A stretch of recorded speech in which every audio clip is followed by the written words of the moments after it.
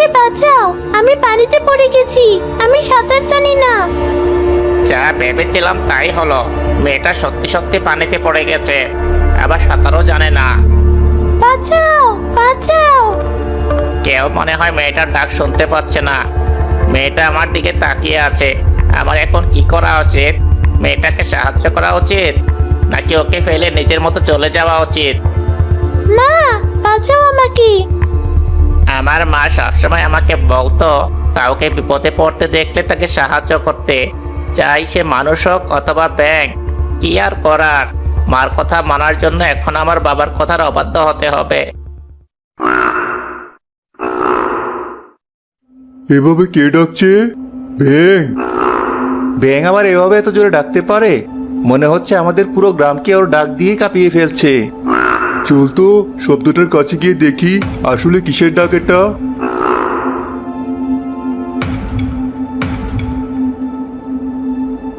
ওই দেখ, পুকুরের পানিতে কেউ মনে হয় জোরে জোরে হাত পা নাড়াচ্ছে।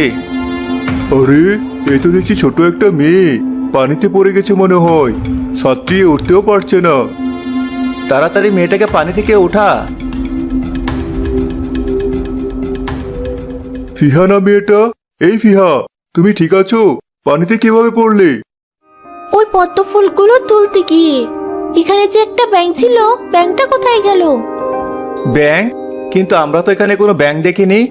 তুই দেখেছিস? না তো, তবে আমরা যে এক অদ্ভুত ডাক শুনে এখানে ছুটে এলাম, ওটা কি সেই ব্যাঙেরই ডাক ছিল? হ্যাঁ, ওই ব্যাঙটা যদি ডাক না দিত, আমি আজ পানিতে ডুবেই মারা যেতাম। আমরা কোনো ব্যাঙ দেখিনি। চলো তোমাকে তোমার বাড়িতে রেখে আসি। ফিহার মা ফিহাকে ঘরে তুলে নিয়ে সুস্থ করে তুলল। ফিহা পুরোপুরি সুস্থ হয়ে যাওয়ার দুদিন পর আবার পুকুর পাড়ে গেল আজব সেই ব্যাঙটাকে খুঁজতে। এই মেয়েটা আবার এখানে কি করছে? সেদিন পানিতে পড়েও শিক্ষা হয়নি। ওই তো সেদিনের ওই ব্যাঙটা আগের জায়গাতেই আছে। মেয়েটা আমাকে দেখে ফেললো, তাড়াতাড়ি পালাই এখান থেকে। কোথায় যাচ্ছ? আমাকে ভয় পেও না, আমি তোমার ক্ষতি করতে আসিনি, তোমাকে ধন্যবাদ জানাতে এসেছিলাম। জানি না তুমি আমার কথা বুঝতে পারছো কিনা, তবে যেদিন তুমি ওভাবে ডাক না দিলে আমি আজ এখানে দাঁড়িয়ে থাকতে পারতাম না। আমি মানুষের সব কথাই বুঝি এবং চাইলে মানুষের মতো কথাও বলতে পারি। তাই তো দেখছি। এক কাজ করো, তুমি আমার সাথে চলো। আমার বাসার পেছনে একটা ডোবা আছে, আজ থেকে তুমি ওখানেই থাকবে। না, আমি যাব না। চিন্তা করো না, তুমি তোমার পুরো পরিবার নিয়েই ওখানেই থাকতে পারবে, কেউ কিছু বলবে না। আমি কোনো মানুষের আশেপাশে থাকি না। আগে আমরা সবাই মিলে এক মানুষের বাড়ির পাশেই থাকতাম, কিন্তু একদিন বৃষ্টি হওয়ার আনন্দে আমরা সবাই ভুলে ডাকাডাকি করে ফেলেছিলাম। এরপর সেই বাড়ির মানুষজন আমাদের ডাক শুনে ভয়ে আমার পুরো পরিবারকে মেরে ফেলে। আমি অনেক ছোট ছিলাম বলে বেঁচে যাই। বাবা মারা যাওয়ার আগে আমাকে বলে যায় আমি যেন ভুলেও কোনোদিন আর না ডাকি। কিন্তু তুমি যদি সেদিন না ডাকতে, তাহলে আমাকে কেউ বাঁচাতে আসতো না। তুমি যদি এভাবে ডেকে মানুষের উপকার করো, তাহলে দেখবে মানুষ একদিন নিজের ভুল বুঝতে পেরে তোমাকে আপন করে নেবে, তোমার ডাককে ভয় পাবে না। অযথা এত কথা বলে লাভ নেই, আমি তোমার সাথে যাব না। আচ্ছা, না গেলে তবে তোমার কোনোদিন সাহায্যের দরকার হলে আমাকে ডেকো। তুমি যেমন আমাকে আমার বিপদে সাহায্য করেছিলে, আমিও তেমন তোমাকে সাহায্য করতে চাই। ঠিক আছে। ব্যাঙ ফিহার সাথে কথা বলার 2 দিন পর টের পেল গ্রামে খুব শীঘ্রই একটা বড় ধরনের ঝড় হতে চলেছে। অন্য ব্যাংকগুলো মনে হয় সব পালিয়েছে। আমি কি ডাক দিয়ে গ্রামের মানুষকে সতর্ক করে দেব ঝড়ের ব্যাপারে? কিন্তু ওরা কি করে বুঝবে? থাক, ওরা বুঝুক আর না বুঝুক, মা আর মেয়েটা বলেছে সবাইকে সাহায্য করতে, তাই আমি এক ডাক দিয়ে এখান থেকে চলে যাব।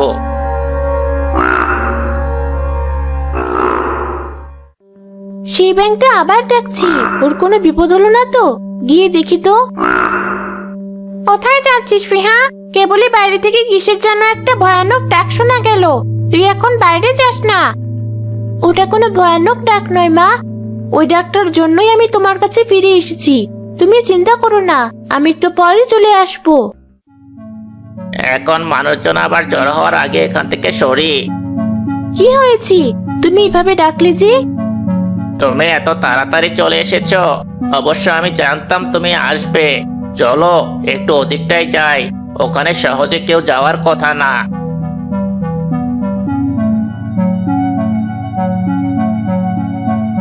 আসলাম, এবার বলো কি হয়েছে? কাল এই গ্রামে অনেক ঝড় বৃষ্টি হবে, নদীও ভাঙতে পারে। তুমি সবাইকে সতর্ক করে দিও, তারা যেন তাদের গবাদি পশু আর ফসলগুলো উঁচু জায়গায় রাখে। ঠিক আছে, কিন্তু তুমি কোথায় আশ্রয় নিবে? আমি জানি আমি কোথায় গেলে সুরক্ষিত থাকব। তুমি যত দ্রুত সম্ভব গ্রামবাসীকে সতর্ক করে দাও। আর এই নাও, তোমার জন্য পাতা দিয়ে এই ছাতাটা বানিয়েছিলাম আমি। যত জোরে বাতাস আর বৃষ্টি হোক না কেন, এই ছাতার কিছুই হবে না।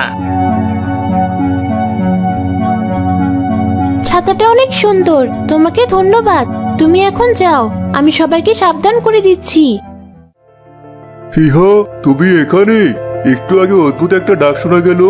তোমাকে বাঁচানোর সময়ও এমন ডাক শুনেছিলাম আমরা। তখন তুমি একটা ব্যাঙ নাকি কিসের কথা যেন বলেছিলে। এখন বলতে পারবে ডাকটা কোথা থেকে আসলো? আমি তো এমনি তখন ভুলভাল বলেছিলাম, তবে ডাক শুনে আমার মনে হলো কাল পরশু গ্রামে ভয়ানক ঝড় বৃষ্টি হবে। হা হা হা হা, কি যে বলো না, ডাক শুনে বুঝে ফেললে ঝড় বৃষ্টি হবে? এমন সুন্দর আবহাওয়া এটা কখনোই সম্ভব না। ও নিজেই হয়তো কোনো বাঁশি টাসি বাজিয়ে এভাবে ডেকেছে। চলো সবাই, খামোকা নিজেদের সময় নষ্ট করলাম। তার পরের দিনই গ্রামে এক বিশাল ঝড় হলো। ফিহারা বাদে প্রায় বাকি সবার গবাদি পশু আর ঘরে রাখা ফসল পানিতে ডুবে গেল।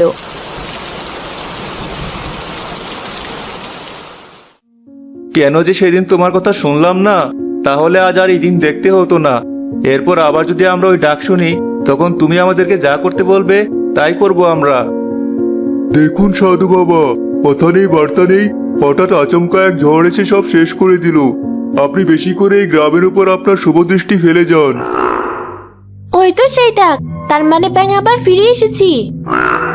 দাঁড়াও, আমরাও যাচ্ছি তোমার সাথে। না, আপনাদের কোথাও যেতে হবে না। আমি ওই ডাকটা কাছ থেকে শুনে এসে আপনাদের বলবো এই ডাকের কারণ কি। বাইরে হালকা বৃষ্টি পড়ছে এখনো, ব্যাঙের দেওয়া ছাতাটা নিয়েই বাইরে যাই। এই ব্যাঙ কোথায় ডাকছে? কত খুঁজেছি ওকে, এখানে কিভাবে আসলো? জানি না তো বাবা। এই ব্যাঙ তোদের গ্রামে এসেছে তোদের সর্বনাশ করতে। বাঁচতে চাইলে এই ব্যাঙের মুখ চিরজীবনের জন্য বন্ধ করে দে। এর আগেও কি এই ব্যাঙের ডাক শোনা গিয়েছিল এখানে? জি সাধু বাবা, এর আগে আরো 2 বার শুনেছি মানুষ এই ব্যাঙের ডাক। একবার একটা মেয়ে যখন পানিতে ডুবে যেতে ধরেছিল, আর একবার ঝড়ের আগের দিন। এই ব্যাঙ ওর ডাক দিয়ে সবাইকে বিপদে ফেলেছে। যা করার তাড়াতাড়ি কর। এই চলো সবাই, সাধু বাবা আপনিও চলুন।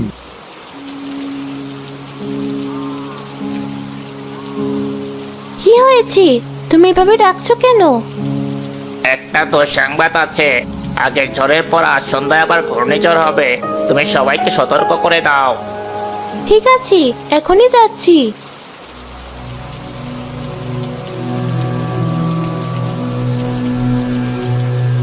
ওই তো ব্যাঙটা, জালটা ফেল তাড়াতাড়ি।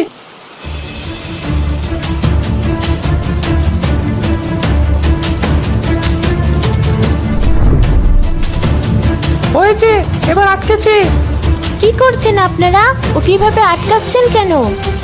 এই ব্যাঙের জন্য আমাদের গ্রামে এমনিতেই বড় এক ঝড় এসেছে। ওকে না মারলে এমন ঝড় আরো আসবে, তাই ওকে মারতে এসেছি। আপনারা ভুল করছেন, ও তো আমাদের সতর্ক করার জন্য এভাবে ডাকছিল। চাচা, আপনিও এসেছেন। আগের ঘটনার পর আপনি বলেছিলেন এই ডাক শোনার পর আমি যা বলবো তাই শুনবেন। এখন আমি বলছি, দয়া করে গ্রামের সবাইকে ঘূর্ণিঝড়ের ব্যাপারে সতর্ক করে দিয়ে আসুন। ঠিক আছে, এখনই যাচ্ছি। কি ভেবেছেন সাধু বাবা? আমি আপনাকে চিনতে পারিনি। এর আগেও আপনি আমাদের রক্ত খেয়ে নিজের ক্ষমতা বৃদ্ধি করার জন্য আমাদের পিছনে পড়েছিলেন। আজকের পর থেকে আপনি আর আমার পিছনে আর সাহস পাবেন না। কি করবি তুমি? তুমি তোমার ছাতাটা নিয়ে আমাকে জাল থেকে ছাড়িয়ে তোমার হাতে তুলে নাও। বাকি যা হওয়ার নিজেই হবে। না, ও ওই ব্যাংকে ধরবে না তুমি। কালু, ওদেরকে আটকা।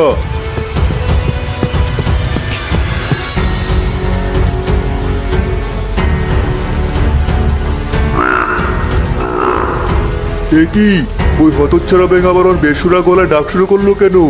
চারদিকে হঠাৎ এমন অন্ধকার হওয়া শুরু করলো কেন? আর এত বাতাস কোথা থেকে আসছে? এই বাতাসটা আমাকে উড়িয়ে নিয়ে যাচ্ছে। গাছ থেকে ধরে আমি দাঁড়িয়ে থাকতে পারছি না, কেউ আমাকে বাঁচাও। ফিহা আর সেই আজব ব্যাঙ ছাতেরা নিয়ে ঝড়ের মধ্যেও দিব্যে দাঁড়িয়ে রইল, আর তাদের সামনে থাকা তিনজনকে ঘূর্ণিঝড়ের ভেতর উড়ে যেতে দেখলো। আজ থেকে আমি তোমার সাথে থাকবো। যে ভয় দেখিয়েছি, ওই লোকগুলো আর আমার পিছনে আমার কথা চিন্তাও করবে না। ঠিক আছে, চলো।